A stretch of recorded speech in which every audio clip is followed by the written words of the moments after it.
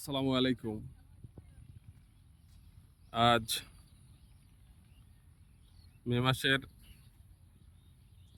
৯ তারিখ শনিবার ২০২৬। এসেছি ঢাকার অদূরে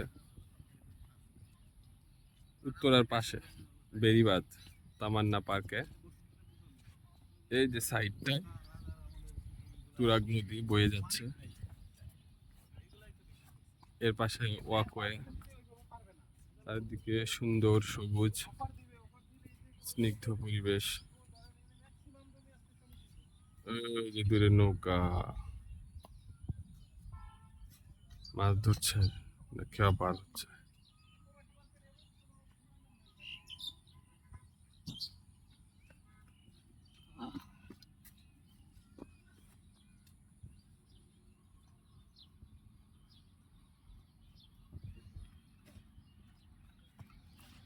সুন্দর, খুবই ভালো পরিবেশ।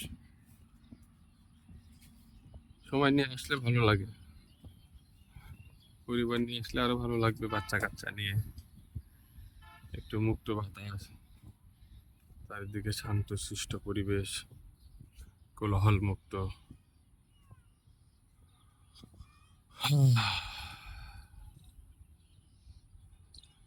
আমরা আসলে নিজেকে এনজয় করতেই জানি না, পরিবেশের সাথে, প্রকৃতির সাথে সময় কাটাতে হয়। দীর্ঘদিন এক নাগাড় ব্যস্ততা, কর্পোরেট জীবন একঘেয়েমি নিয়ে আসে। তো আজ এসেছি, আমার সাথে এসেছে আমার এক্স কলিগ, বন্ধুর মতো, যে সে ওই যে ব্যায়াম করছে। আমি মাঝে মাঝে ব্যায়াম করি, সকালে দৌড়াই।